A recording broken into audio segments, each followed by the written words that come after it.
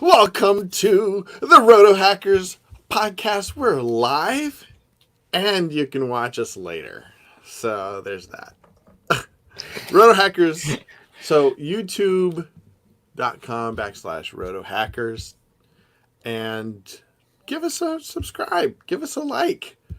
But best of all, we like it when you guys comment down below because we are your unauthorized source of something. Something to do with fantasy football. How are you guys doing? I'm here with AJ Herschel, the kid, and it's Jared, that absolute stud. How are you guys doing today? Pretty good. I actually I'll be right back. I have to make sure my dog's not getting into something he sounds like he's getting into. So hold on. I'll be right back. Go ahead, AJ. Hey, yeah, AJ, what you been up to, brother? Not much. It has been great finally having some NFL news to talk about finally. Other than that, just chilling. Quarantine's not horrendous for me, so I'm all right. I'm hanging in there. How about yourself? Yeah, I mean, I'm just living my best life over here. Getting ready to move to the old NC. Yeah, when do you head out there? First week of June is our target now. Wow. So, yeah, I'm curious to see. Can you imagine if eventually Aaron Rodgers goes to the Carolina Panthers? That's really interesting. He's gonna go somewhere. He's got to go somewhere else. I will. If that happens, I will become a Carolina Panthers. You will become a Carolina Panthers fan. Okay. Yeah. I will jump ship. Yeah, I will jump ship. Really? Yeah, because I said that I'm a Green Bay fan and not a Aaron Rodgers, but Green Bay without Aaron Rodgers. I mean, we'll see how Love does. Yeah. Yeah, maybe don't make such a bold statement yet. Oh, I'm all about bold statements, man. Go big or go home. What was your bold statement? That if Aaron Rodgers eventually goes to the Panthers, that I'm going to become a Panthers fan and jump ship on the Cheeseheads, Green Bay. I jumped ship from the Falcons to the Colts back in, I don't know, 2013, sometime around then. I got to the point where I had gone to like several more times as many Colts games as Falcons games. My previous job, it involved the Falcons and covering the Falcons. And so it became part of a work thing and they were just aggravating to deal with. And so it was a lot of reasons. And also just because I was just tired of Falcons nonsense. So, hey, I think life is short and you don't want to be a bandwagon jumper, but,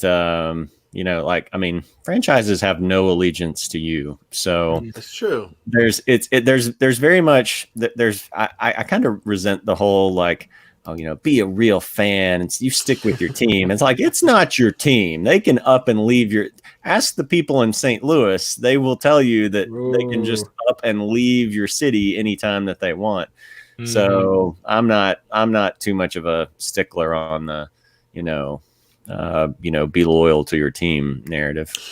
Yeah, I guess the accountability doesn't come from the team. It really does come from the other fans. There's a certain stick-to-itiveness that is necessary for any tribe, right? It's a tribe. Yeah. Yeah. Unless you live in Jacksonville, then it's just like they can move to London for all we care.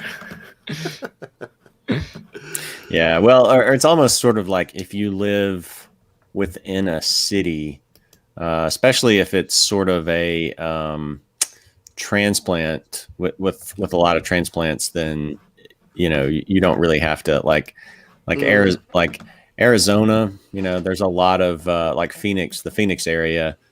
There's a lot of people who retire there or things like that. And so they're coming from other areas of the country where they're fans of this team or that team. And even here in Atlanta, the South being more of a college, more focused on college football. Atlanta's not. I mean, there's been times where the Falcons had trouble with fan noise in their own building because so many, so many fans from. I think it the was Bears, Saints, right? Oh, no, was it the Bears? No, I think it was. I think one time it was Bears. One time it might have been Packers. But just fans that travel well, combined with there being transplants from other, usually from the north. Like people who come down here are usually from either the Northeast or the Midwest, places like Indiana, Illinois, and they want to come down to get out of the cold weather. If they don't come for professional reasons or something. And so, it's within cities, it's a little bit different too. So unless you're the Chargers, you're the Chargers, then I mean, yeah. Well, unless we have more to say about that, let's get right into the new schedule. Yes, finally. So some of the things that stand out, of course, but I hadn't thought about it. There's not going to be any European games in the 2020 schedule. Right. That's interesting. The other thing is the Jets and Dolphins are set to have back-to-back games week 10 and 12. What? So sandwiched by a bye.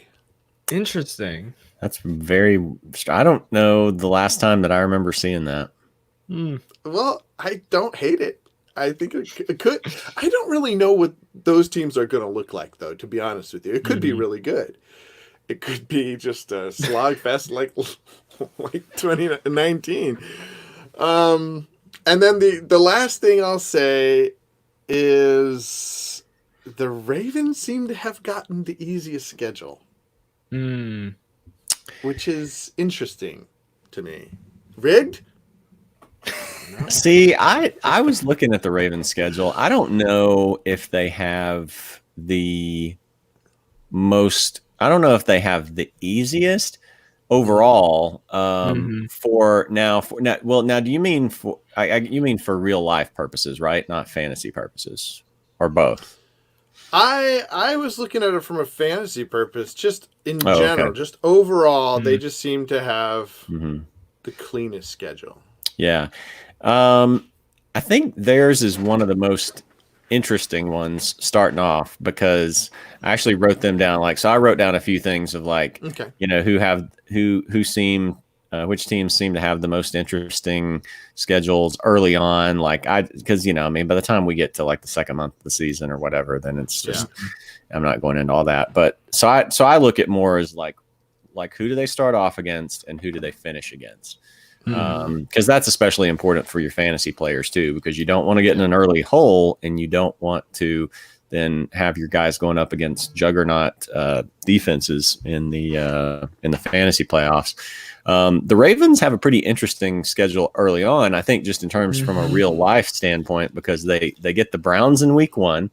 So now Browns hype is getting back up there again, they got a real coach now and OBJ's healthy and Baker's going to come back and the defense is going to be better and they've got tackles. They're going to protect Baker. And so the hype is already, skyrocketing back up. But in week 1, they've got to go into Baltimore. And then after that, the Ravens go to the Texans. So then you've got Lamar Jackson, Deshaun Watson. To me, that's, a little bit interesting there. That part of it will probably be more interesting than the overall matchup. And then the Chiefs go into Baltimore in week 3. So you get those two powerhouses. So the Ravens have an interesting schedule from that point. And their fantasy schedule in the playoffs is week 15, Jacksonville. So they get that. So now, people are taking Lamar in the second round, and that's really way too high for a quarterback. But when you know that quarterback is going to get Jacksonville in the fantasy semifinals, this is what I'm talking about. And then the Giants in week 16, which the Giants defense, should be a little bit better. But man, that's a very attractive matchup for him. And I wish they didn't spread the ball around as much I wish they had more guys, wide receivers, running backs, etc., that you could rely on for that Week 15 matchup, because I would be trying to stack Ravens if that were the case. But, they spread the ball around to so many receivers. You can make the case that, it then bumps up Andrews. Yeah, that's what I was at thinking. Tight end. Yeah. Andrews and Lamar, to me, are looking a lot better, even though they are. Lamar is on the cover of Madden. Yeah. What say you, AJ? What are some of the things that stand out? We're going to come back to you, Jared. Oh yeah. I'm That sure was a ton more to say. I finished. I finished everything I had on that point anyway. Okay. So one of the things that I noticed, since my family has a lot of divided sports loyalties across our household, I noticed the Falcons have a rough go of it, which I think is good for fantasy, but horrible for real life, because they're going to have to outgun, in order, the Seattle Seahawks and Russell Wilson. They're going to have to outgun now the entire wide receiver core of the Cowboys next up. Bears, that's just, you got to beat their defense. You're going to have to outgun Rodgers. The Panthers still are good. You're going to have to outgun the Vikings right after that, and then they hit the Lions. But the worst part of it is that their end of the season and fantasy matchups are Tampa and Kansas City. And I think that's great offensive-wise and for fantasy, but I think their playoff hopes are in big trouble, because in 5 games, they're going to have to play Breeze twice and Brady twice, with Mahomes in there too. They got a really bad draw for the end of the season. It's interesting. It's interesting you mentioned the Vikings, because they're kind of a big question mark for me as to whether they're going to be a good or terrible. They might be the terrible defense, other than the Jackson. Because I was just thinking through, like, who they have left and how did they do last year? Yeah. Any more points on other than the Falcons? What about your Bears? They have a good schedule. I think 4th best for running backs. Sorry, you completely broke up right there. Can you say that again? Oh, I'm sorry. The Bears having a really good schedule. I think they're fourth best for running backs. I think it's good to a point, because I know Chicago, and we could blow so many games this year, because yes, we've got Detroit. Yes, we've got the Giants. We're going to rematch the Rams again, but we still have to play the Packers twice. And yes, Matt Nagy's never lost to the Vikings and to the Lions, which is honestly, that's really encouraging for me. And we get the Jaguars too, so I don't even know why I'm complaining. But I get worried because we still have to play the Colts. We still have to play the Bucks. We still have to play the Saints. So the NFC South is going to be a pain. It could go either way. I think our defense is going to have a really good year, but offensively still worries me, which is honestly really ironic, because I'm thinking about all these coaches, Matt Nagy, Dan Quinn, Matt Patricia, who are supposed to be like defensive minded, and yet are supposed to be, defensive minded, or in Nagy's case, offensive minded, but it's the exact opposite that's working for their team. The Falcons and the Lions have high-powered offenses, and their defenses are huge question marks. Meanwhile, the Bears have a great defense, but their offense can't get it going. It's completely backwards. I don't get it. Yeah, it is going to be interesting for you, for your real-life allegiances. There's going to be a lot of rivalry weeks with fellow Roto Hackers hosts and guests, because your Bears play Thomas H's Falcons in week 3.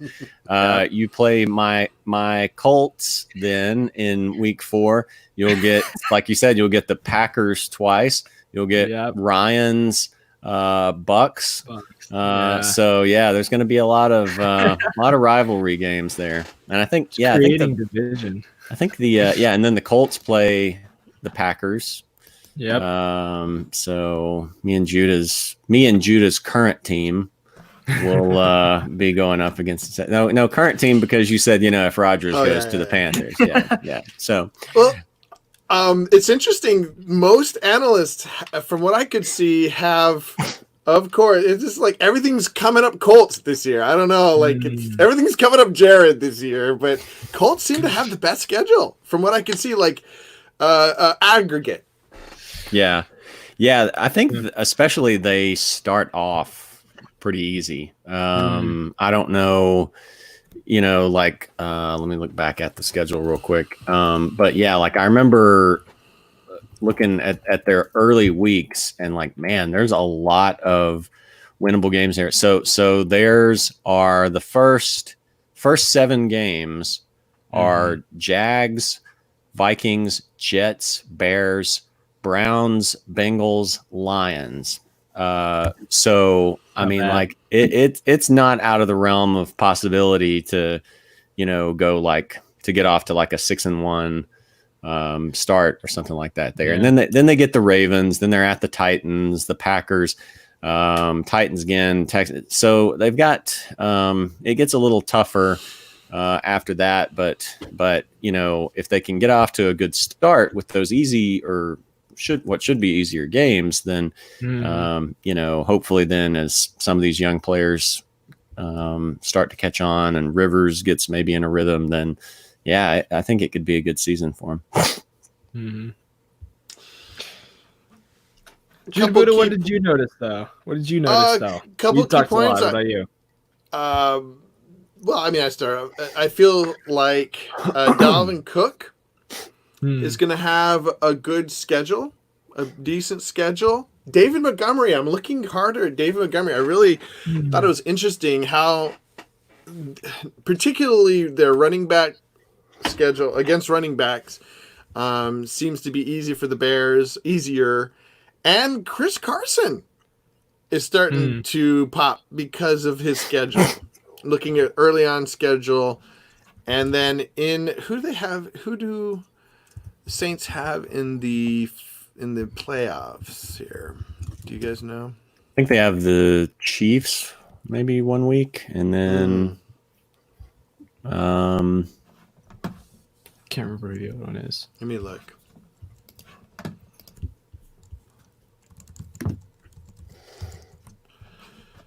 So in week 15 and 16, they've got the Chiefs and the Vikings. Yeah, they got the Chiefs and the Vikings, which is so going back to that was the thing that came out for me is I guess because I'm a Packers fan, are the Vikings and are the Lions going to have a tough defense? Of course, now it's relative compared to everybody else. I think those might be some teams to. I don't know. I'm starting to feel a little bit better about playing those two teams than I ever have. Yeah. A team whose schedule I think I like pretty well is the 49ers because they start off like none of those first defenses are intimidating at all. Cardinals, Jets, Giants, Eagles, Dolphins. Then they go through a stretch of like the Rams, the Patriots, and the Seahawks. I still don't know how scared I am by, those even, but it at least gets tougher then. But then, then they also finish up with, I think what could be a shootout game in the playoffs, in the fantasy playoffs against the Cowboys. And then they get the Cardinals in the fantasy Super Bowl. So I think the 49ers schedule is pretty good there too. Yeah, that's interesting. I think I wrote down the Packers. I made a note of like the Packers too. Yeah, they have a pretty good schedule. Yeah. Their fantasy playoffs are Panthers and Titans at home. And both those are at home. The Panthers, they put a lot of draft picks in that defense, but it was horrendous last year. And you wonder like how fast those rookies are going to come on. So with no training camp, keep in mind. Yeah. With potentially no training camp. So a guy like Devontae Adams, who was already looking pretty appealing, is even more appealing now. Yeah, who do they have in the playoffs? They've got the Panthers and the Titans. The Titans could be a really good defense, though. They could, yeah, but at least it is in Green Bay, Yeah, that's true. That's something to look at. Is where they're going to be at home, and it is pretty spread out. Interesting. Hmm. I like the end of the last 5 games don't look terrible to me. And yeah, they don't. As far as from a team's fan standpoint, like I think those are winnable games easily. Mm-hmm. I think the difficult thing with the Packers is, for me, which is kind of ironic, trusting their defense, because they spent a lot of their, and like 5th round picks, like you can try to say, oh yes, this pick's going to be great, but that's really hard because once after like the 2nd round, it completely drops off. And the Packers like invested, I would say, like 75% of their draft in running backs and offensive line. So one of the players I actually still really like is still Aaron Jones. I really like him a lot, especially when the Packers drafted, I think it was 4 offensive linemen in the draft. They got like a center and 2 guards and a tackle. So I really like Aaron Jones this year, especially. And I don't like their defense. And so I think the Panthers game really worries me because DJ Moore, and depending on how good Teddy Bridgewater is going to be, he's a very good quarterback. Depending on how well he flourishes in the offense, that worries me for Green Bay a lot. Interesting. Did you guys want to go in depth on any other schedule? I actually had one that got brought up to me that I think looks really scary. I'll do 2 really quick. So first of all, I think the Broncos have a decent schedule, and I know I'm super high on them, so I was really looking forward to this. Confirmation bias. What? Yeah. So they've got a couple tough games, especially on defense. They've got Titans, Steelers, and Tampa, but they get the AFC East, which is probably the worst AFC division in football. We don't know what the Jets are going to do. We don't know what the Dolphins are going to do. They've got like 80% rookies on their team right now, and we don't know what the Patriots are going to look like. I think the Broncos have a really good schedule. If I need to look back and see what their fantasy playoffs are real quick, though, to make sure. It looks kind of tough for their QB.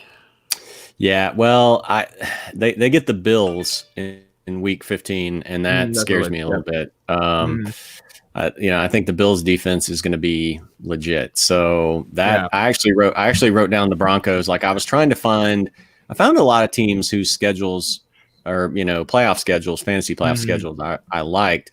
I had a harder time saying like, okay, whose do I really hate? But I don't know that there's any of them I really hate that much, but the Broncos were like one of the 2 that I wrote down because they get the Bills and then the Chargers, which, the Chargers never really seem to play up to some of the guys that they have, like Bosa and Derwin James. Yeah. He was injured for most of last year, though. Yeah, and that cornerback, is it Casey Hayward? Hayward, yeah. Yep. Yeah, so they never seem to play up really to some of the personnel that they have, but it's always kind of scary. So I don't love the Broncos playoff schedule, but yeah. Who I think we should go in depth on is because we talk so much about them. We have a lot of players that we have different views on. Let me bring it up here. Give me a second. If this isn't the Cleveland Browns, I'll be genuinely surprised. Not the Cleveland Browns. The New York Giants. That was the only one I really hated, actually. Their schedule. There were, I think they may have been one of the others that I put down as, no, maybe I didn't. I didn't. It's this last, after the bye, looks like, sure, Cincinnati's not going to be, I don't know what they're going to be like. But Arizona, Browns, I think are going to have a good defense. Baltimore, of course. I guess Dallas, that remains to be seen. Wait, Dallas, is that week 17 though? Yeah. Oh yeah, that is. Okay. Yeah. So I think this could now Seattle. I guess Seattle's going to be good too. I think Seattle's going to have a good really, defense. Really, really good. Yeah. Really? I think because last year they weren't that tough. Last year, they were pretty tough. They were the only team, other than the Chiefs, of course, that could match San Francisco by the end of the season. And the only reason they fizzled out in the playoffs is because all their running backs decided, hey, we're going to take 3 weeks off in the playoffs. And so they had to go get 50-year-old Marshawn Lynch and Robert Turbin. Their defense, I think, is going to be really good. I think they drafted decently well. I don't think it was great, but I think they did well. And I mean, a lot of their defense are young players. Like one of the Griffin brothers, I can't remember if it's Shaquille or Shaquem. I get them mixed up all the time. But I think the Seahawks are actually going to be pretty good this year. They are scary to me. I mean, even against the 49ers, though, wasn't that like a 50-50 game or something? No, it was like 24-21 because that was the one where it went into overtime with all the field goals and everything. Oh, okay. Okay. Yeah, you're right. You're right. Mm. What do you guys... So you said this wasn't in your bottom for the Giants, you guys? I don't like the matchup at Baltimore in week 16 for sure.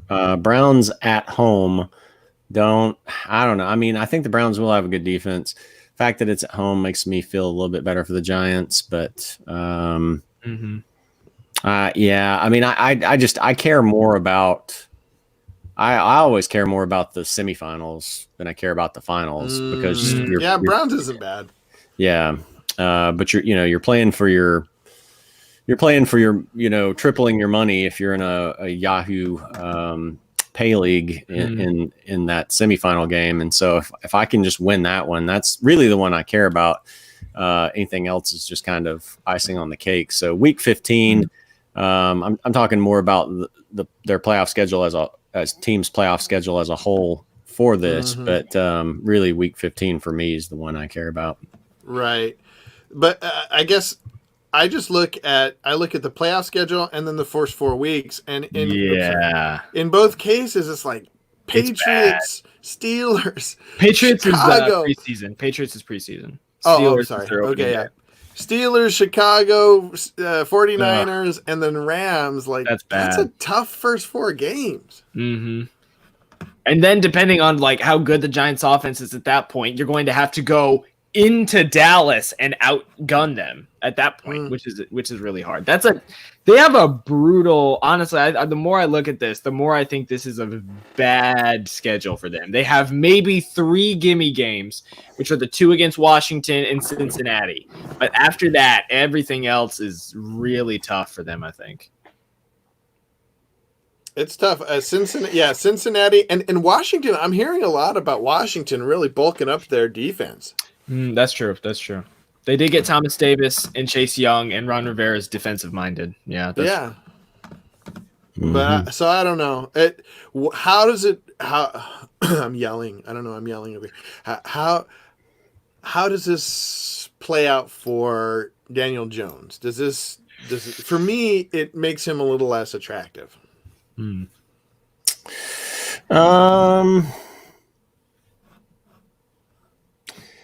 Probably potentially so. I mean, that's they've got some tough defenses they have to go up against there. So I would agree. I think it does make him a little less attractive as a fantasy option. I think it makes, honestly, for me, a little bit less on Saquon, maybe more than Daniel Jones, because none of these I look at are huge, like no-fly zones, right? A lot of these teams have 1 or 2 good corners or really good safeties. Steelers have Minkah Fitzpatrick. Ravens, they're insane, so forget about them. Bears have Eddie Jackson.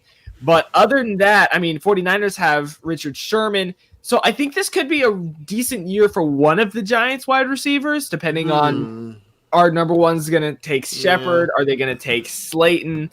I think it could be a decent year. It worries me for Daniel Jones because I don't know how good his offensive line is going to be, even though I think it'll be pretty good.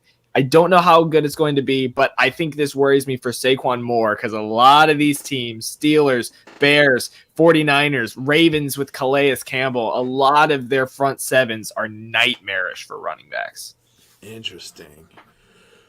Wow, that gives me something to think about for my first pick if I get a first pick, Because I was thinking Saquon. McCaffrey? McCaffrey. I keep forgetting about McCaffrey. I mean, he's so forgettable. I mean, what has he even done over the last couple of years? We've talked about this though. It's there. I have an aversion against him because of. I just don't think he's going to be 3 for 3. Yeah. I was going to say because you have an aversion to winning, but yeah, I mean that too. Yeah. Okay. I will say though, talking about Christian McCaffrey, his schedule isn't atrocious. You're right. It's not. Let's I mean, look at that. comparatively speaking, a lot of the teams in the NFL this year are at least going to be competitive. So I think it's his schedule. I can pull it up. I actually have it up right now. If you Okay. want me to. Yeah. Pull it up. I think it's going to be really interesting for Carolina because it's not necessarily horrible because they're playing in the NFC South. My next favorite team. There you go. Exactly. But I mean, they open with the Raiders and they end with the Redskins, which could go either way. And both of those are decent. And then the Packers defense, I think, still isn't going to be that good. So I think the Panthers have a decent schedule. I think this is a decent schedule. Yeah. The playoff matchups don't terrify me. I mean, I think, the Ravens will have Redskins will have a better defense. But yeah, I think the other thing too with that Redskins game is that I don't think it would be, the Redskins are almost certainly not going to have a great offense. And so therefore I don't think they would, get out and, run away from the Panthers or anything like that and force them into, like throwing the ball deep down the field or something like that. So, which makes it good for McCaffrey. Yeah. So, yeah, I think what it does is if you've got the number one pick for me, if there was any thought of maybe taking Saquon over him, just from the standpoint of it's going to be hard, like you said, it's going to be hard for him to do this for a third straight year. Maybe Barkley comes along and, but now, like, I don't think you could make a very good argument for going any other direction than Christian McCaffrey at the number one pick if you are in a snake draft. I agree. I think what I'm going to start thinking about or start looking at doing is taking McCaffrey, but then basically what you've been saying, Jared, is really backing him up with a stable of good. If I have the first pick, a stable of good running backs early on. Mm-hmm. So at the turn, taking 2 solid running backs, hopefully in the second round and third round. So that would hopefully Gurley will be there. Hopefully, who would be maybe like a Mixon, Gurley and Mixon. That's actually a good point, though. Sorry, go ahead, Jared. No. Go ahead. I was just gonna it'll take us on a different topic if you guys. Oh, okay. Well, I was just gonna say though, we were talking about Gurley and liking him in a pretty good Falcons offense and how he's going to be an uncontested, we think, number one running back. But now looking at that Falcons schedule, like, I don't know if that bumps him down any or what, but. Yeah, I don't know if you guys have any thoughts on him in light of seeing the Falcons schedule. Let me look at the RB schedule for him in particular. Kind of get granular. Yeah. I mean, it's not not bad. It's not terrible. But depending on what the Bucs defense does in week, that could be potentially a tough matchup in week 15. And then they're at the Chiefs in week 16 where they could eventually find themselves trailing. They could very quickly find themselves trailing by a lot of points. So that's kind of, I guess, what scares me. Not so much the overall schedule for him as much as maybe the fantasy playoffs. Yeah. Honestly, I'm going to say for the Falcons and Gurley, I actually kind of like it a little bit because I think we forget so much about Gurley. We focus so much on his running game that he's a really good pass catching back as well. And Judah Buddha, you bring up all the time. Ryan likes to throw to his tight ends.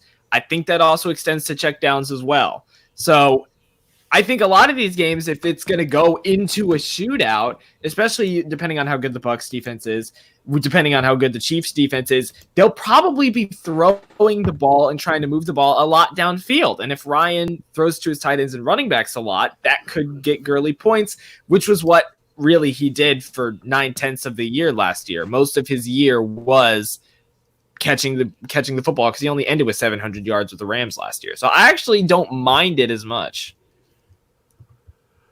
Yeah, actually, where are the main ones we were looking at? Oh, the fantasy playoffs. Yeah. So he has Tampa at home. We don't know exactly what that Tampa defense is going to look like. But we've in Kansas. In Kansas City, yeah. So Tampa's defense is more what worries me there. In Kansas City, being on the road, potentially falling behind and having to, throw the ball down the field more. But, it doesn't make a tremendous difference for me, but it's less appealing than I would have liked for it to be. So. I think he's somebody to get in the draft and trade by his bye. Like before his bye versus his after his bye is night and day. I mean, Chicago Bears, that worries me, but other than that, it's like maybe the Falcons. I mean, maybe the Seahawks. But I don't know. That looks like a decent schedule. Yeah. Especially with the Panthers could have a huge question mark now that Kuechly's retired too. So you've lost absolutely. The main linebacker. You got the Mike linebacker. So, but then against the Saints, Raiders, Saints again, and Chargers. I don't know. Yeah. I don't know. To me, it makes me more excited about Gurley. Yeah. Even if I have to trade him, if he gets real hot early on, boom. Well, trading running backs is difficult, though. Jared, speak to that. Like, would you trade a running? Like, I'm trying to think who, because you typically want to trade 4 running backs, right? Well, I mean, part of it for me ends up just like what I come out of in the draft. I mean, it's almost kind of like a real draft or like the real NFL draft, where sometimes the value of somebody at a certain position, like maybe I take 3 running backs in the first 5 rounds. And then for round 6, I'm, looking at taking a receiver or something or whatever, but the value of somebody there is just too good to pass up. And so, or same in an auction draft, like a guy's just going way below what he probably should. And I end up with more running backs than what I need. I will then go try to find a team that didn't get as many running backs as they need, and then get a better value for, a receiver that they took earlier or spent more money on or something like that. So I think it depends on what you come out of with in the draft. That's a good point. Or, or if you end up getting some guys off the waiver wire, that can change things too. You can, maybe find a good running back or 2 and decide, I just don't need all of these guys. And so if you take the guy, if you get off to a good start, then if you see somebody who is doing well, but you don't necessarily like his playoff schedule or his end of the year schedule, then, that's a good opportunity to trade him away. Then if you have that surplus that you can work with.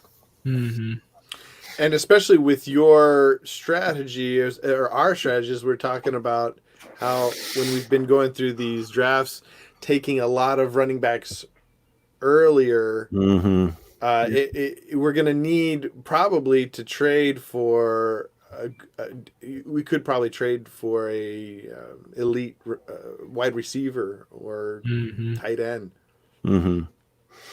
Yeah. With a good schedule at the end of the year, looking at the end of the year. Right. Yeah. Yeah, I like one thing I'm starting to like more and more is the idea of if I don't get however many snake drafts I do, which I end up usually doing more auction drafts nowadays.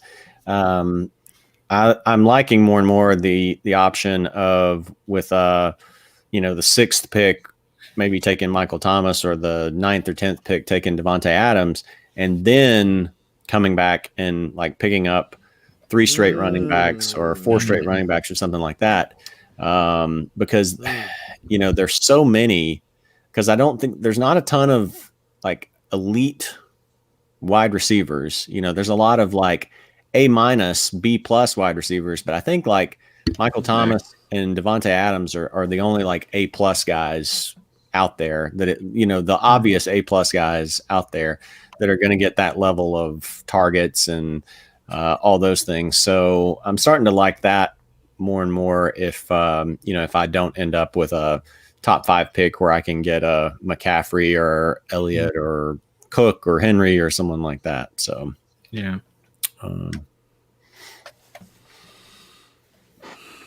AJ, what about you, brother? What do you think? Sorry, which thing are we talking in relation to running backs? Are we talking about? I'm just making sure we're on the same thing. In relation to drafting and then trading, thinking about, because I guess what sparked this is the idea of getting Gurley for his early schedule and trading him for his later on, for like a wide receiver. Here's the funny thing. I'm probably the wrong person to ask when it comes down to this. 90%, I would say like probably by the end of the season, 60 to 70% of my roster and most of my playoff rosters came from the waiver wire at the end of the season. And a lot of times I find myself drafting late in the draft. So a lot of times I'll have to get a guy in a snake draft like Michael Thomas, DeAndre Hopkins, Devontae Adams, etc. More often than not. So when it comes to trading running backs, I'm trying to more now, especially in this league where we're now with all the running backs almost being filtered now with 4 running backs per team, 2 running backs per team. I think it's a lot more important to pick up multiple running backs early and see how they develop. I think even like if players have first 4 weeks but a tough fantasy playoffs, I think you ship them after that even maybe. If you've got a surplus. I think the whole thing is you need to gather a surplus. I think wide receivers are going to be a lot easier to find this year because like if we're crying out loud, the Vikings number 2, Justin Jefferson, got drafted 148 in our mock draft we had on Saturday. So I think a lot of it is going to be this year, who's going to have the most running backs and how many of those running backs are going to be good. How many number ones can you get early? And I think a lot of that can come down to about pick 4 to pick 6 maybe, because you can get a Derrick Henry and come right back and see who falls to you at that point, because there's probably going to be someone. So I think it comes down a lot to, do you have a surplus of running backs? If you do, then you have all the power to make deals. Well, that makes me what you guys are talking about makes me wonder about the Titans. I haven't actually even. Have you looked at the Titans schedule? Can you bring that up? Yeah, I'll bring it up real quick. Because they that escaped my mind. I didn't even think about, because I'm the resident Derrick Henry fan, and I didn't even check my old boy's schedule. Yep.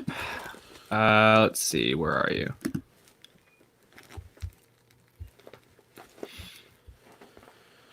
Okay. I want to look at that, and I want to look at DeAndre Hopkins' schedule. Yeah. Because I am starting to sour on DeAndre Hopkins. Really? Yeah. Mainly because I'm starting to think about him learning.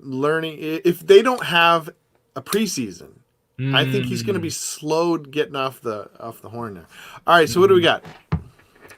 All right, so they start at Denver, which that's going to be tough, I think. Then they get Jacksonville at home, in Minnesota, Steelers at home, Bills, Texans at home. Houston. So, like, their first 6 games, they've got in there Houston and Jacksonville, and they can steal a win off of any of those teams. I don't think that's horrible. And they come out and get Cincinnati.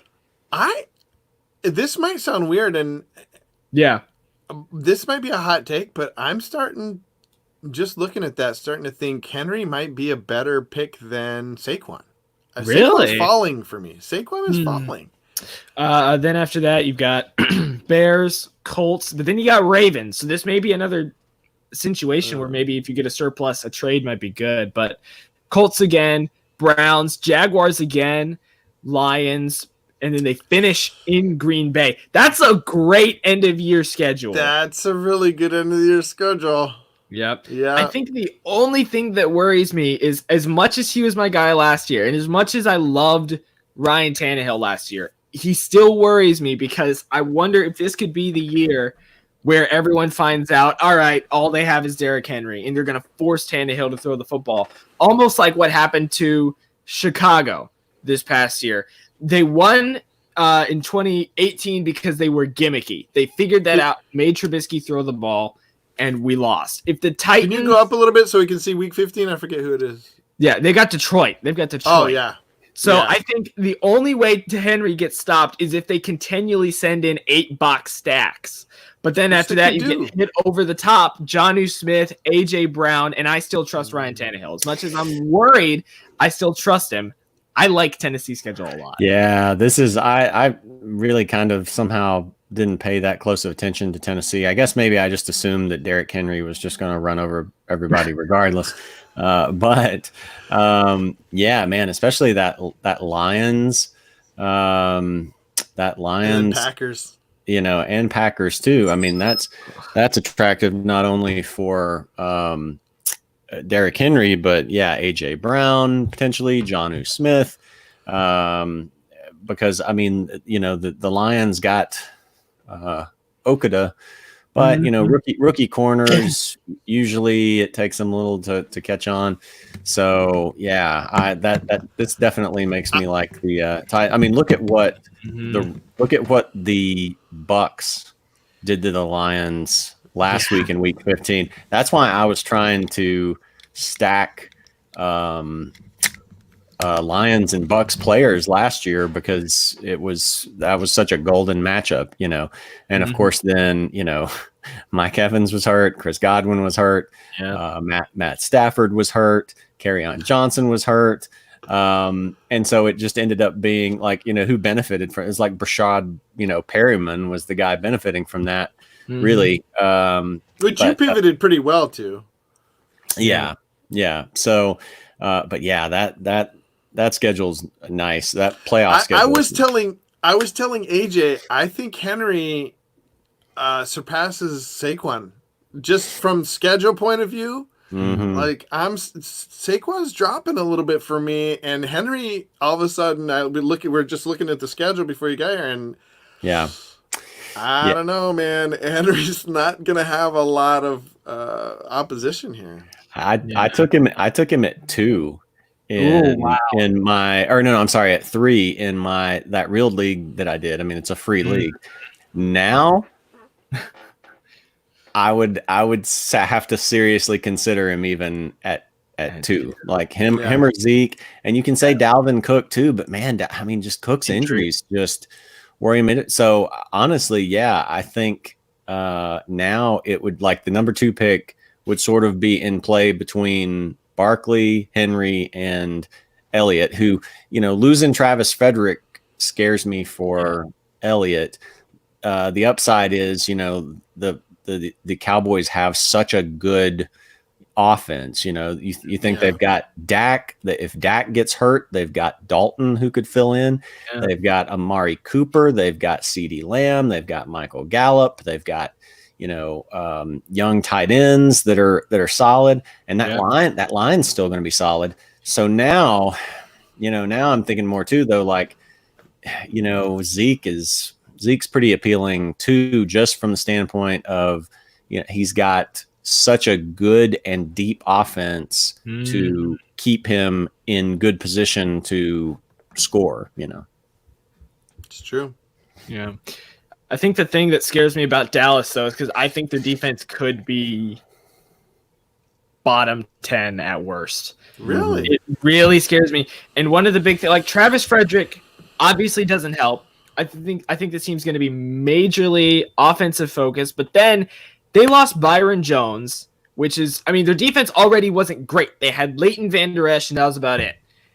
And now they lost Byron Jones, and I know they lost someone else, but I'm blanking on his name right now, so I'm going to look it up real quick. But the Cowboys worry me. Their defense worries me a lot. And yes, they did get HaHa Clinton Dix, who I think is really good. And but he's getting old. Yeah, and Sean Lee is also 50 years old at this point. They worry me a lot. Dallas, I get that. It scares me. I get that. It scares me in the terms of I think they could be really good if for a lot of running backs to play against. What's interesting is they're ranked by CBS Sports. They're ranked 18th, so not bad for pass, but 27th for run. That's brutal. It's brutal, but it's interesting because they have a million wide receivers. I'm looking hard at Dak, man. I think he could be. I see why. I see the hype now. Mm-hmm. Yeah, there's a lot in that offense there. And I did another mock draft the other night, and I think where did I take him? Sixth round, maybe.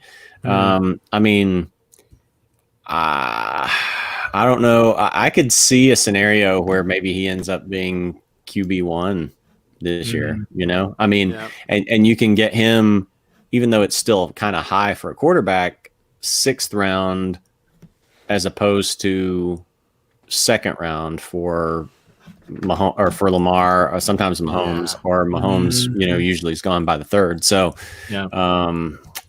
Dak's pretty appealing. Let's take a look. Let's take a closer look at their schedule. And also, I just remembered, just to look this up real quick, Dallas lost Michael Bennett, Byron Jones, safety Jeff Heath, and Robert Quinn, who, keep in mind, is already like 33 years old, and he was their leading pass rusher. Yeah, and their really good linebacker, Leighton Vander Esch, I think is his name. Yeah. You know, he had a significant injury last year. You know, I think is a neck issue. You know, I mean, seems like something that could easily get aggravated. So, yeah. Yeah, I mean, I'm looking at their schedule.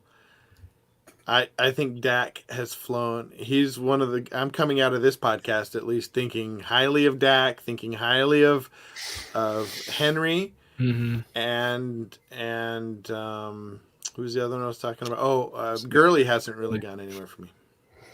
The only thing that scares me about the Cowboys' schedule is that Week 15 game, the one that I care about most. They do have San Francisco's defense. That worries me a little bit. Which you never know. I mean, San Francisco could take a step down. You know, they lost. They traded DeForest Buckner away. You know, Richard Sherman is a year older. You know, they could have an injury or two, and so there's no guarantee that it's going to be, you know, as formidable as it was before. And usually we see the teams that the hangover, but then also too, like the you know, people draft defenses too high, thinking like, this is going to be just a lights out defense, and then it doesn't work out that way. So. Yeah, I mean, their last 2 games, I think Philadelphia is going to continue to have a good defense. If they're secondary. Their secondary. That's true. Was questionable. Have they done anything to shore up their secondary? I'm checking their draft and free agency, but yes.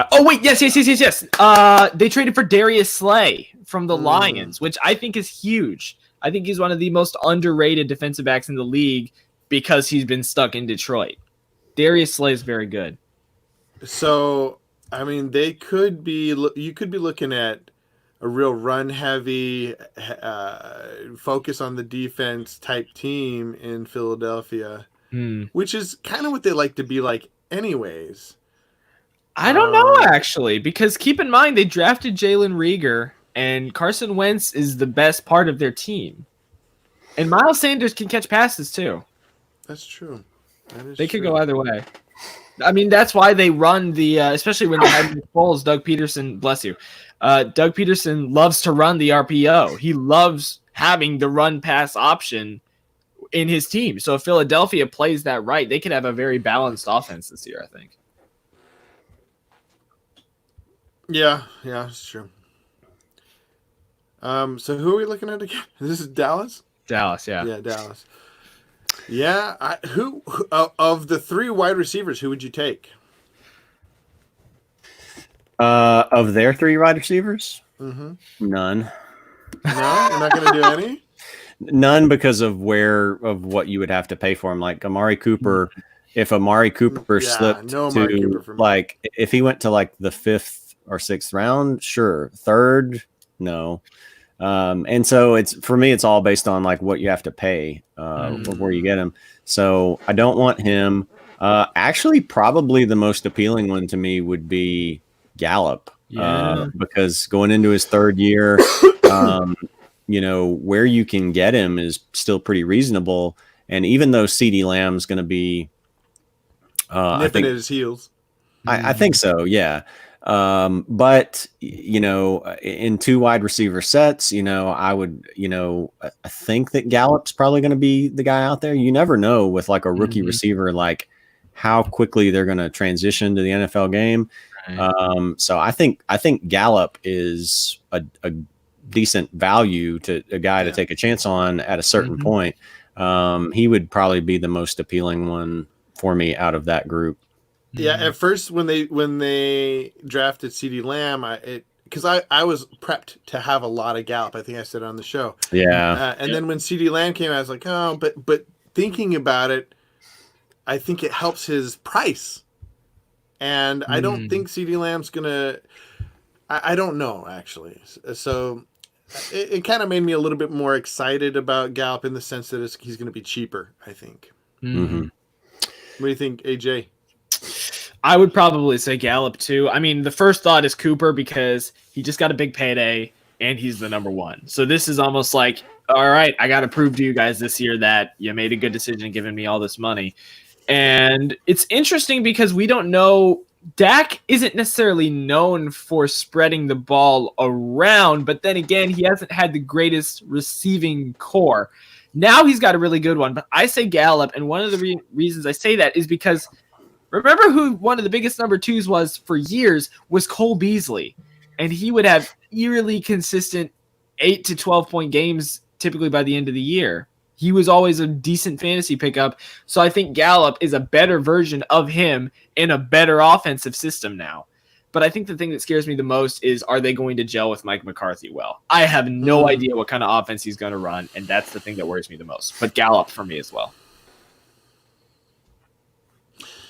Yeah, Mike McCarthy has been talking about he's going back and retooling his whole coaching philosophy and stuff, right? You guys seen that? No, not as much. No, but then again, I haven't been looking as much. He's talking about how he's been looking at some of these newer coaches like McVay and some of the newer approaches to having more complex game planning and play calling. I mean, and so we'll see. That may be a nightmare. That maybe he will improve. I don't know. Yeah. A team that, like, I guess their overall schedule is sort of appealing, but I don't know about that Week 15 matchup. Is for me is Seattle. They, they're at Washington in Week 15. I guess it's more appealing to me for guys for the running backs still. But man, just Russell Wilson late in the season on the road. Yeah. I don't know. That he always worries me because you just never know what you're going to get out of Russell Wilson. He's a guy who can give you 400 yards and 4 touchdowns and add a rushing touchdown, or he can give you like 198 yards and 1 touchdown. So I always shy away from Russell Wilson. I haven't drafted Russell Wilson in years just for that reason. I think Russell Wilson in that scenario is really good for like the first 8 games to have because he's consistent and he gets his team off to a good start.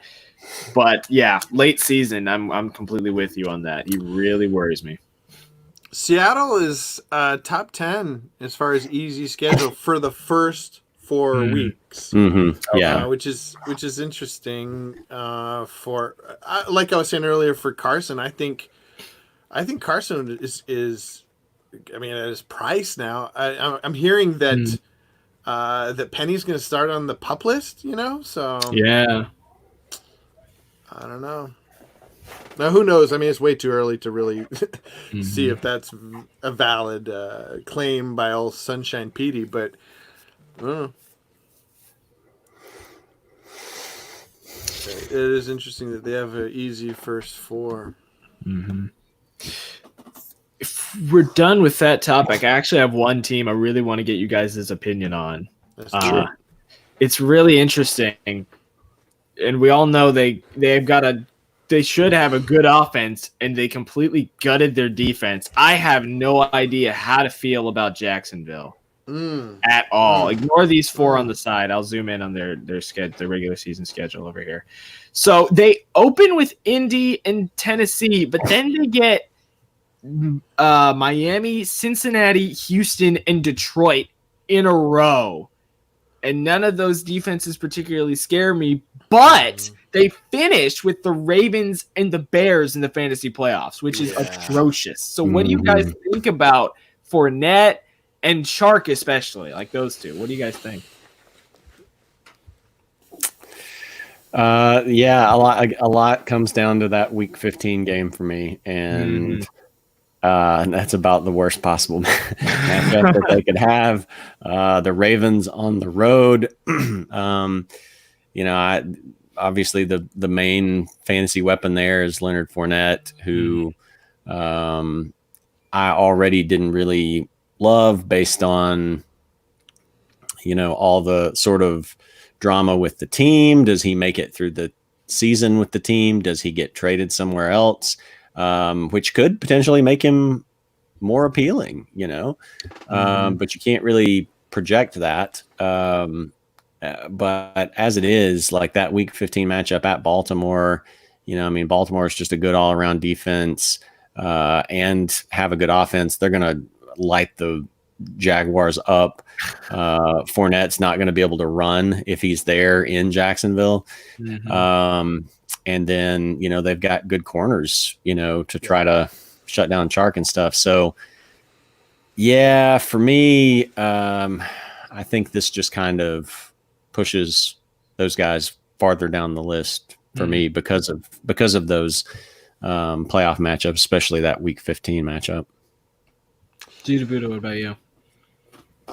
Thinking about Chark in particular, I like Chark. This kind of helps me feel a little bit better about him. Of course, not for the fantasy playoffs, but it might be somebody who, last year he did really good at the beginning of the year, and this could be another thing, a repeat of last year. He's a little bit stronger, a little bit more knowledgeable, and starts off on fire, and trade him by the time he gets to. He's got a nice middle of the schedule there. I might maybe trade him by the right before he gets to the playoffs. Really, that far? I don't know what to think about the Vikings. They're not gonna. Yeah, I think the only thing with wide receivers is, we talked about trading running backs or how you can trade tight ends.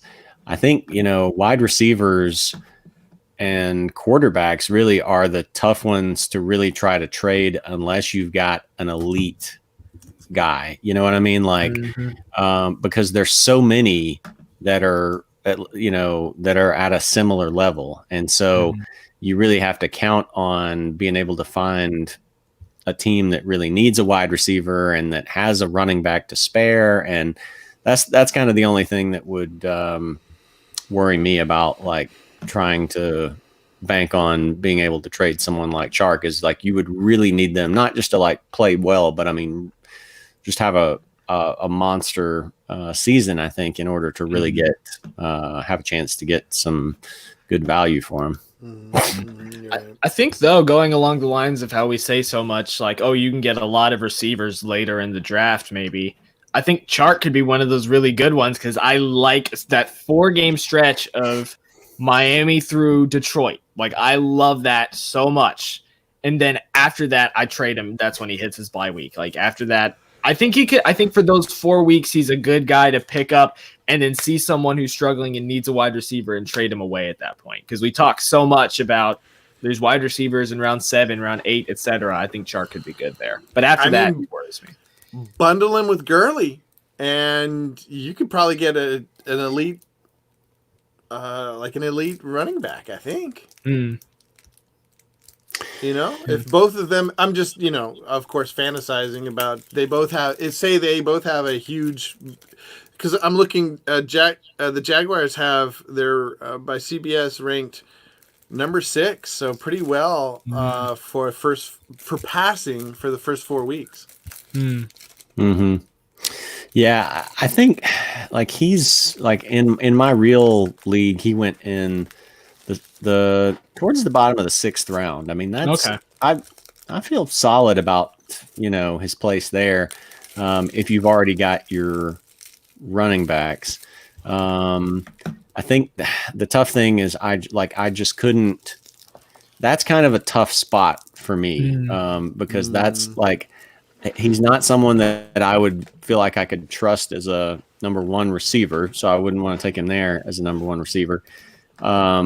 And so really it would kind of depend, I guess, on what if he stays going there at that sixth round spot, it would kind of depends on what the rest of my draft would look like. If I already had, you know, 3 running backs, a wide receiver, and a tight end, you know, and some of these other guys like maybe a, you know, Devontae Parker or someone like that's gone, then I think I could trust him more. But I think it's going to be like sort of a very situational thing with me of whether or not I could draft Chark there.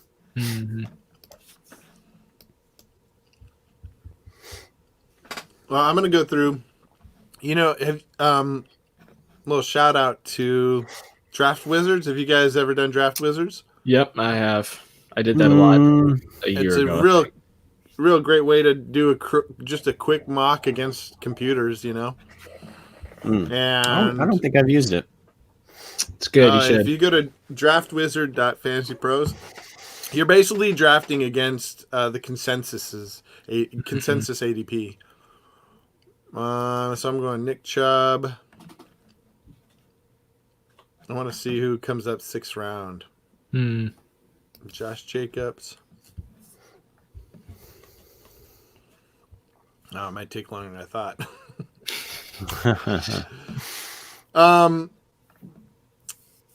What? So, Chark, who are some of those later round guys, like 6th, 7th round gems, particularly wide receivers? Because I think that's where it's kind of a no man's land for wide receivers. Well, just looking at like who's gone there, I might have to look back at some of our mock drafts too, while I've also got my own up. The guys that seem bring some over here. Yeah, the guys that seem to be going in that area seem to be like Devontae Parker, Robert Woods, Chark, Hilton, Stephon Diggs, AJ Green has been typically falling around to the 7th. DK Metcalf is going in there. That's on my. Let's see. I'm look back at these. So I'm at the 5th round right now. I'm looking at Chark, Debo, Jarvis Landry, and Michael Gallup. Out of those 4, Gallup I'm and Chark thinking for Gallup. me. But Gallup, yeah. But what? Yeah, Gallup. I would go Gallup, yeah. Especially out of those, because I don't know how the 49ers are going to be, because as we've seen, now that they have the lead, they just run it. That's all they do. And so that worries me for Debo. but Julian I don't know Edelman. him. What about Julian? He's there too. And Marquise Brown. Ooh. I think that's early for Edelman for me. Mhm. Chark in the mock drafts that we've done, like 2 of those I'm looking at. Chark has gone like top of the 7th round. So Wow.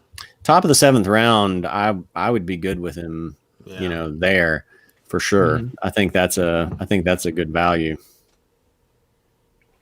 I will say so- though, I know one of the names you brought up was AJ Green, and I'm going to be honest. The more I'm steering away from Bengals players, even Mixon more Really? often now. Week 15, they get Pittsburgh, and they have a terrible go of it to start the season. Chargers, Browns, Eagles, all great front sevens. The Bengals worry me, and with no training camp, Burrow's not going to be able to get that practice in early. Mixon does worry me again. Like AJ Green, I'm more okay with because of where you can get him. But I agree. Like Mixon now, I was thinking like, oh, they seem to finish better at the end of the season last year. He found his stride, but between having to pass it off to Burrow, although I don't know. I mean, could Burrow be any worse than what they had behind Dalton some of those games last year? But that week 15 matchup is, that's a little bit scary. I'm curious to see what did Mixon do. I'll have to go back and look to see what Mixon did against the Steelers last year. Was that was one of his last few games, right? Well, I mean, he would have played them twice. Let's see when they were.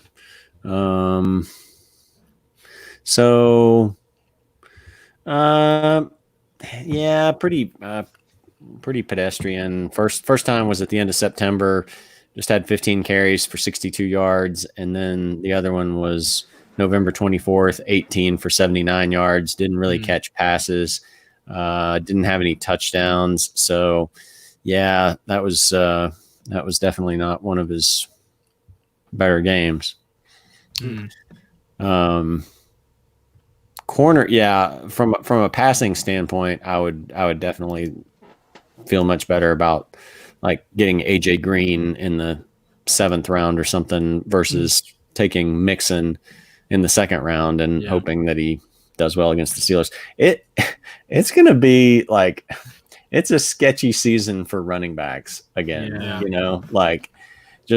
maybe we're wrong. Maybe we end up getting some guys who really turn into studs. Last year we had a lot of guys who we thought were going to be studs that, James Conner wasn't, Le'Veon Bell was. I mean, those guys were like late 1st, early 2nd guys. And so, I mean, maybe it's the opposite this year, but just like looking at it right now, it's like, man, there just don't seem like there's a lot of sure things at running back this year. Yeah. I think for me, that's why Gurley continues to look to me at least a 2nd rounder. Wow. Okay. Yeah. I know, and you guys like Eckler too. Eckler is still shiny. Mm-hmm. I mean, his schedule does not look bad. No, I like Eckler. I think I like Eckler even more. Would you take Eckler in the 2nd round, like early 2nd round? Oh yeah. 1st round? I might. Yeah.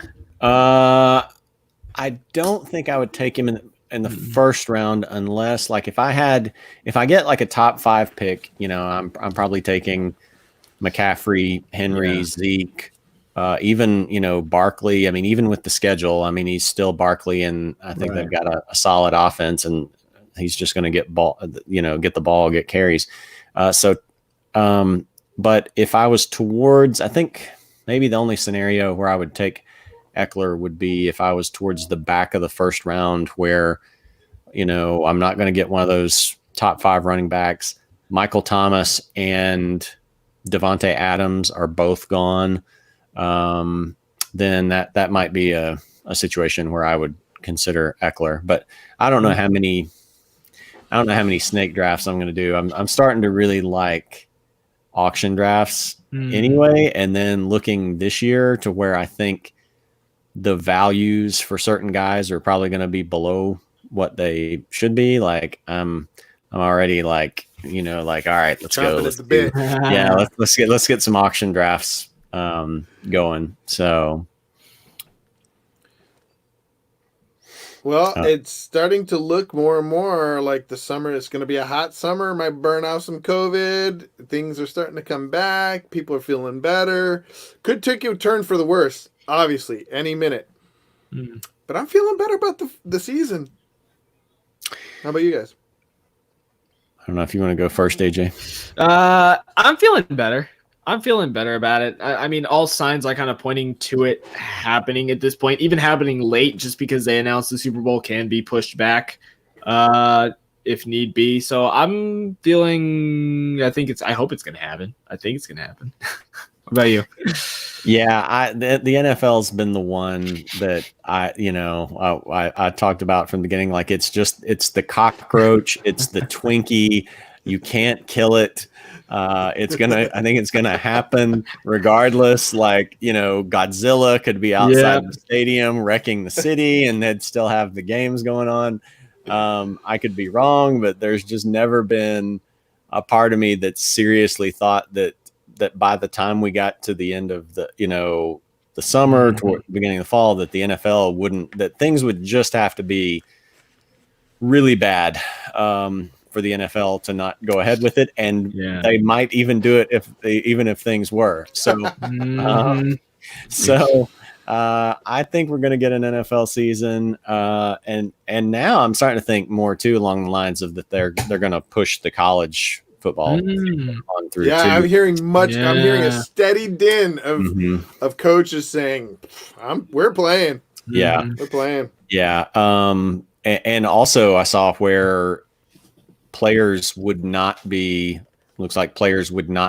eligible to go to the NFL. Wow. If there's no guys who need an extra year of eligibility, guys who don't already have that third season in or whatever, they would not be able. They would have to wait another year. Wow. So if college season didn't get played, then Trevor Lawrence and Justin Fields aren't coming out next year. So I think for reasons like that, they'll try to go ahead and push it on through. Some of these others, I'm not sure what happens. I think we probably get an abbreviated baseball season. I think maybe the NBA. I guess maybe the NBA is the one I'm most not sure about because they're going to have to decide something in the next month or so, and players have had such a layoff. I think it's going to be ugly no matter what. They are going to try to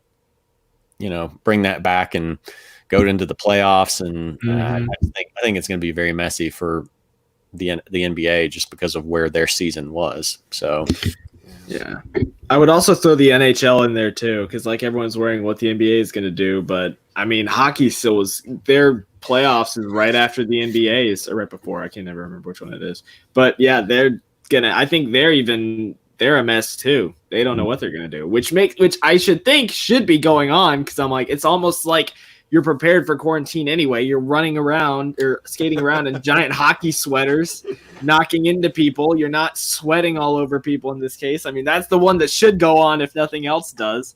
But Jared, to your point, how you always talk about how we live in the stupidest timeline, if the NFL doesn't happen, it is official. No matter what else happens, we have lived in the dumbest timeline in existence. Hashtag if the NFL's canceled, we riot. Riot.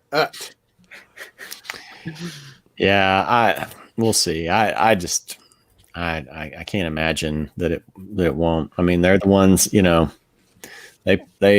were determined, with the draft, they just set it up in coaches' homes and players' homes or not players. Yeah. Well, yeah, in prospects' homes. Yeah. And I guess really though, the danger for the NFL, it's easy to think like you've got all these players that are athletes, they're healthy, typically all under 40, unless you're Tom Brady. I guess the real danger with the NFL though, even if you were, not having players in the stands would be to the coaches. It's these typically 50 something, 60 something older men. And obesity. Yeah. Obesity is something that's been, it seems like it's something that has been True. kind of a problem for COVID. And NFL has a lot of fat dudes. Yeah. Let's be honest. Yeah. I mean, those lines, those lines are clogged up by some hefty guys. So that's true. But yeah, I think it starts. I will be shocked if it doesn't start. I could see a scenario where something happens, maybe, a couple of players or a couple of coaches or something, then get it and get really sick and they have to reevaluate. But I think at the very least it starts in the fall. Yeah. June is around the corner, gentlemen, and June 1st is when we can start doing pay leagues. And I mean, as far as I can tell from Yahoo.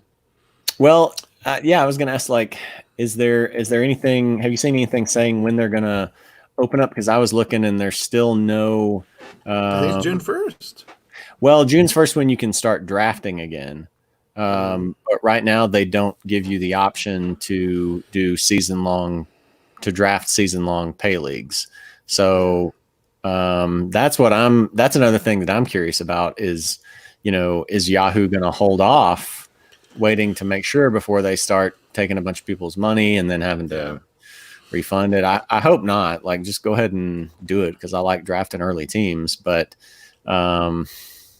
I think what may happen is they might leave it up to the various leagues to take care of the money if they don't want to get involved. It'd be much easier for us to do a league and collect money and pay it out if there is no NFL. Sure. Yeah. But right now, you can't even draft a team. You're the only one who got to draft a team. Yeah. It's still, let's see. I was just looking at it now. Can't believe it. The site being slow. Lucky duck. Let's see. I think it is still. Yeah, it's still June 1st. It's still June 1st is the. And then I'm not sure if it's even that for. Let's see what it is for auction. Typically auction is. No, it's still. They've got auction drafts currently scheduled for June. Usually they make it to where you can't do auction drafts. I think till almost August. Wow. Because auction drafts are definitely an opportunity for if a really good player gets in there with people who don't know what they're doing. Yep. You can just have a borderline unbeatable team that you can come out of there with. So usually they push that back and into August to wait till everybody has a better idea of what's going on. That would be an easy way. That'd be an easy way to make some easy money. pickings. Yeah. All right, guys. Well, unless you have anything else you want to talk about, I think we should probably wrap it up. I think I'm good. Yep. Any other things coming out of the? I think this has been really helpful for me to talk about the schedule. You guys have really helped me conceptualize some of these teams. Feeling good about players. I mentioned Henry. So, final thoughts. Who are some of the guys that you are feeling better about coming out of this podcast? For me, it's Henry and Dak Prescott and Gallup and Gurley. Oh, and that's it. Yeah. Mm-hmm. And maybe McCaffrey too. At number 1, I feel a lot better about him. 1-1. Yeah. Anybody else? Any quarterbacks that you look at the schedule and you're like, oh, well, Lamar. We talked early on. Right. Yeah. I think some of the guys you mentioned, Lamar and week 15 against the Jaguars, that could just be such a different maker for you. In my auction drafts, I'll see what he's going for. And I'm sure it's going to be in the 20s You know, Yeah. I will probably. I'll have to see. Part of the way I do auction drafts is not like I don't always go in with a strategy of. I go in with a strategy of like guys I'd like to get, but then I see where the values are going, and then I'll have contingency plans for okay, if these guys are all priced what I think is too high, then I'll build a team out of second round picks or mostly third round picks and get a bunch of those guys, and then maybe I don't have a Derrick Henry or a Dalvin Cook, but out of 4 or 5 guys like a Miles Sanders, a Kenyon Drake, Devin Singletary, whoever else, one of those guys might turn into this year's Aaron Jones or this year's Derrick Henry or whoever. So with that in mind, like I'll try to wait for some opportunities and see if Lamar, if there's a league where he doesn't go as high and take him there. But yeah, he that alone, that one game has kind of shifted my opinion from, I'm probably never going to pay a second round pick to get him, or probably never to, okay. I could take some shares of Lamar for what he's probably going to do in that week 15 game against Jacksonville.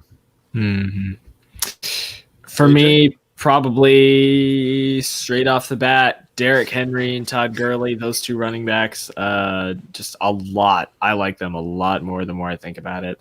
I know we talked about I know y'all are a little more skeptical on the Broncos, but I like Melvin Gordon still. Yes.